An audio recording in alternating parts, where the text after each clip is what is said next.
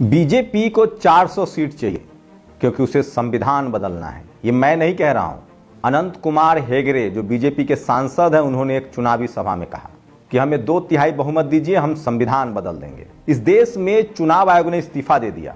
सोचिए, अब एक ही चुनाव आयोग बचे हैं। इस देश में कब कब चुनाव आयोग ईमानदार हुआ वो बताऊंगा। और वीडियो में जो आप देख रहे हैं, बीजेपी के मंत्री, बिहार में बीजेपी के मंत्री का किस तरह से विरोध हो रहा है, यूपी में विरोध हो रहा है उनके सांसद का, फिर भी कह रहे हैं 400 पार। सवाल है कि वोट कौन दे रहा है। और जो लोग कह रहे थे कि मायावती जी डरी हुई हैं इनकम टैक्स ईडी से, उनको ममता बनर्जी से सवाल पूछना चाहिए, जो बैठक में शामिल होकर पहले नीतीश कुमार को बाहर करवाया क्योंकि ममता बनर्जी ही तैयार नहीं थी। अब इंडिया गठबंधन पछता रहा होगा कि ममता बनर्जी की बात क्यों मानी और इंडिया गठबंधन से क्यों अलग उनको करवा दिया। ममता बनर्जी ने अपने कैंडिडेट घोषित कर दिए, लेकिन सबसे बड़ी, अगर सवर्ण समाज की सबसे बड़ी कोई पार्टी है तो वो ममता बनर्जी। और क्या भरोसा वो चुनाव के बाद कहां जाएंगी। सोचिए, चाहे वो नवीन पटनायक हो, चाहे वो ममता बनर्जी हो, वो कहां जाएंगे। और सोचिए, गुजरात का यूसुफ पठान पश्चिम बंगाल में भी चुनाव लड़ सकते हैं। तो जब ममता बनर्जी के 42 कैंडिडेटों का नाम देखेगा तो लगेगा कि सवर्ण समाज की असली पार्टी तो ममता बनर्जी है। मुझे लगता है कि बीजेपी को वहां जमकर दलित पिछड़े आदिवासियों को टिकट देना चाहिए और चुनाव जीतना चाहिए। कांग्रेस ने जो 39 लिस्ट जारी की है उसमें मात्र 24 SC ST OBC के लोग हैं, 15 सवर्ण समाज के टिकट हैं। मतलब सोचिए, 49 में 15 सवर्ण समाज, मतलब बीजेपी के मुकाबले कांग्रेस ज्यादा सवर्ण समाज को टिकट दे रही है। और चुनाव आयोग इस देश में कब कब ईमानदार हुआ उसकी भी कहानी बताऊंगा, तब जब उसको लालू यादव, मायावती जी को चुनाव हराना था। नमस्कार, मैं शंभू कुमार सिंह और आप देख रहे हैं नेशनल दस्तक। बीजेपी को बड़ा झटका लगा है। हरियाणा में बीजेपी के पार्टी में बगावत हो गई है और उसके सिटिंग सांसद ने इस्तीफा दे दिया है। उसके सिटिंग सांसद ने इस्तीफा दिया। और सोचिए, ये खबर आपको कोई नहीं बताएगा, मैं इसलिए कह रहा हूं, सोशल मीडिया ही सच्चा मीडिया है, सोशल मीडिया ही बहुजन मीडिया है। तो ये बड़ी खबर है कि किस तरह से बीजेपी को बड़ा झटका लगा है। और हरियाणा में कम से कम सोचिए 10 सीटें हैं, रिपीट करनी पड़ेगी।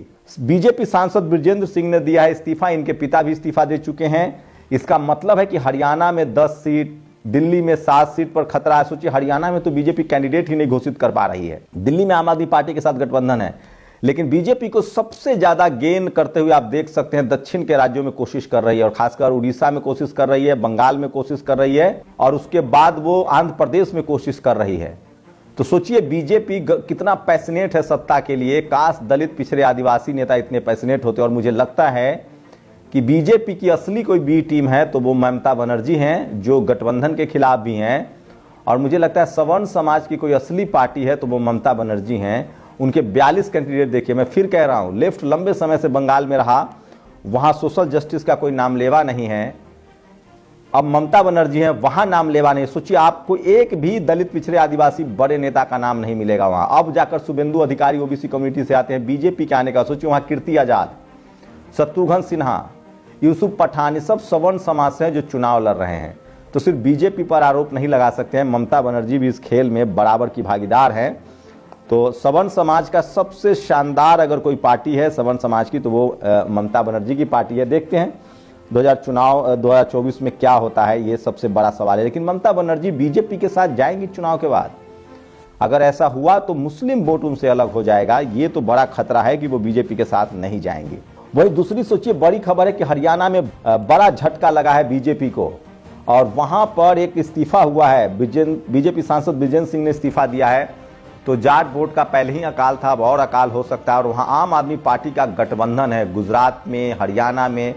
तो बीजेपी के 400 का खतरा इसलिए बढ़ रहा है क्योंकि अगर बीजेपी को पाने के लिए और कहीं नया कुछ दिख नहीं रहा है, लेकिन खोने के लिए यूपी, बिहार सब जगह है।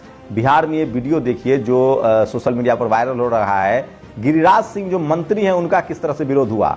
और चंडीगढ़ की ये 2 मेयर हैं जो चली गई थी आम आदमी पार्टी से बीजेपी में, अब ये फिर दोबारा इनकी घर वापसी हो गई है। तो बीजेपी के लिए उतना बढ़िया कुछ चल नहीं रहा है। अनंत कुमार कह रहे हैं कि हमको 400 सीट दीजिए, हम संविधान बदल देंगे। सोचिए, इसको लेकर जिग्नेश मेवानी ने बड़ा तंज किया है और कहा है कि सोचिए, सबसे बड़ी खबर है जो सोशल मीडिया पर वायरल है। तो क्या संविधान बदलना चाहती है भारतीय जनता पार्टी का? अंतिम लक्ष्य बाबा साहेब अम्बेडकर द्वारा बनाए गए संविधान को नष्ट करना है। उनकी ही पार्टी के एक सांसद ने इस बात को आज स्पष्ट कर दिया है। उनको 2/3 बहुमत इसलिए चाहिए ताकि देश के संविधान को बदल सके, लेकिन देश की जनता यह कोई भी किसी भी कीमत पर नहीं होने देगी। तो ये सांसद हैं, ये संविधान बदलना चाहते हैं। आप लोग बताइए, क्या संविधान बदलने के पक्ष में है या नहीं, ये जरूर बताइएगा।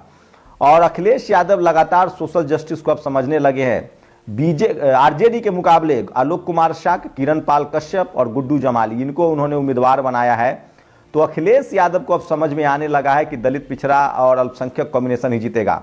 भाजपा नेता का खदेड़ा अभियान जारी। संत कबीर नगर लोकसभा सीट से बीजेपी के वर्तमान सांसद से लोगों ने नाराजगी दिखाई। ये भी सोशल मीडिया पर सबसे ज्यादा वायरल खबर है। और बीजेपी सांसद का सोचिए, चुनाव आयुक्त अरुण गोयल के इस्तीफे के बाद कांग्रेस हमलावर मल्लिकार्जुन खड़गे बोले, तानाशाही हमारे लोकतंत्र पर कब्जा कर लिया जाएगा। तो सवाल उठ रहा है कि आखिर क्यों चुनाव आयोग के अरुण गोयल ने इस्तीफा दिया, इस पर अभी कोई साफ नहीं है। और इसी को लेकर क्रांति कुमार ने एक पोस्ट लिखा है। चुनाव आयोग में रीढ़ की हड्डी डालने का काम 1990 में टीएन शेषन ने किया। 1990 से पहले चुनाव आयोग कांग्रेस पार्टी की बी टीम की तरह काम करता था। टीएन शेषन ने चुनाव आयुक्त रहते हुए सभी राजनीतिक दलों को एक ही डंडे से हाँका, लेकिन चुनाव आयोग अपना रुतबा और निष्पक्षता ज्यादा दिनों तक कायम नहीं रख सका। सवर्ण चुनाव आयोग ने ओबीसी, एससी, एसटी वर्ग के बड़े नेताओं को परेशान करने का एक लंबा सिलसिला शुरू किया। 2004 में चुनाव आयोग ने आरजेडी को निशाने पर लिया। लोकसभा चुनाव में एलबी सप्तऋषि और विधानसभा चुनाव में विशेष इलेक्शन ऑब्जर्वर केजी राव को लालू यादव को सबक सिखाने के लिए भेजा गया था।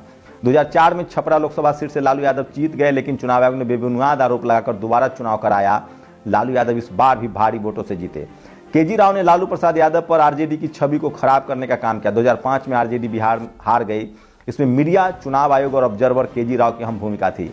आरजेडी ने चुनाव आयुक्त बीबी टंडन और एन गोपाल स्वामी दोनों को बर्खास्त करने की मांग की। तत्कालीन प्रधानमंत्री मनमोहन सिंह ने चुनाव आयोग का जमकर बचाव किया था। 2012 उत्तर प्रदेश विधानसभा चुनाव, बहन जी मुख्यमंत्री थी। चुनाव आयोग अम्बेडकर पार्क में बनी हाथी की मूर्तियों के बहाने बीएसपी को निशाने पर लिया। चुनाव से पहले चुनाव आयोग ने बीएसपी और बहन मायावती की छवि को खराब किया, जिसका फायदा मीडिया और विपक्षी नेताओं ने उठाया। अम्बेडकर पार्क में बनी सभी हाथी की मूर्तियों को पॉलिथीन या कपड़ों से ढका गया। राज्य में ऐसा माहौल बनाया गया मानो अम्बेडकर पार्क का निर्माण फिजूल खर्ची है, जबकि अम्बेडकर पार्क राज्य सरकार को सबसे ज्यादा राजस्व देने वाला पर्यटन स्थल बन चुका है। 2012 में बीएसपी विधानसभा चुनाव हार गई। ये सब कांग्रेस के शासनकाल में हुआ। तो इस तरह की सारी खबरें हैं जो आपको भविष्य में भी देखना चाहिए। तो सोचिए, अब चुनाव आयोग को लेकर कोई सवाल नहीं और बीजेपी का अंतिम लक्ष्य बाबा साहब अम्बेडकर का संविधान बदलना है। तो ये सबसे बड़ी खबर है कि बीजेपी के सांसद ने कहा है कि वो संविधान बदलना चाहते हैं। और इसी को लेकर क्रांति कुमार का एक पोस्ट है। 11 दिसंबर 1949 को राम राज्य परिषद और हिंदू महासभा ने दिल्ली में धरना देकर संविधान निर्माण का विरोध किया था। इन सभी संगठनों के पीछे आरएसएस था। राम राज्य परिषद के स्वामी करपात्री ने खुलकर कहा कि मनुस्मृति के रहते किसी संविधान की जरूरत नहीं है। 30 नवंबर 1949 को संविधान का अंतिम मसौदा डॉक्टर अंबेडकर ने संविधान सभा को सौंपा था। इस दिन आरएसएस के मुखपत्र ऑर्गेनाइजर में गोलवलकर ने संविधान पर लेख लिखा। आरएसएस संचालक ने अपने लेख में लिखा, भारत के नए संविधान की सबसे खराब बात यह है कि इसमें वैदिक संस्कृति का एक अंश भी नहीं है। संविधान प्राचीन भारतीय वैदिक सभ्यता, संविधानिक कानूनों, संस्थाओं, शब्दावली और मुहावरों की कोई बात नहीं करता। प्राचीन वैदिक भारतीय द्वितीय संवैधानिक विकास यात्रा की निशान संविधान में नहीं है। स्पार्टा के लाइकाइडस फारस के सोलन से भी काफी पहले मनु का कानून लिखा जा चुका था। आज भी मनुस्मृति की दुनिया तारीफ करती है। भारतीय हिंदुओं के लिए वह सर्वमान्य एवं सहज स्वीकार है। हमारे संविधान पंडितों के लिए इस सब कोई अर्थ नहीं है। बाबा साहब के संविधान पर थे गोलवलकर के विचार। धारा 370 खत्म कर राम मंदिर निर्माण के बाद बीजेपी क्या आप संविधान बदलना चाहती है? क्या इसलिए बीजेपी इस बार 400 पार का नारा दे रही है? अगर ऐसा होता है तो बीजेपी को 400 क्या 40 सीट भी नहीं मिलनी चाहिए। हमारे जीवन में आज जो कुछ है वह संविधान के कारण है। संविधान के बदलने का इरादा रखने वाले को बदल देना चाहिए। हटाओ बीजेपी, बचाओ संविधान। ये बड़ी खबर है जो क्रांति कुमार ने डिटेल दिया। तो सोचिए, संविधान को ऊपर खतरा मंडराने लगा है।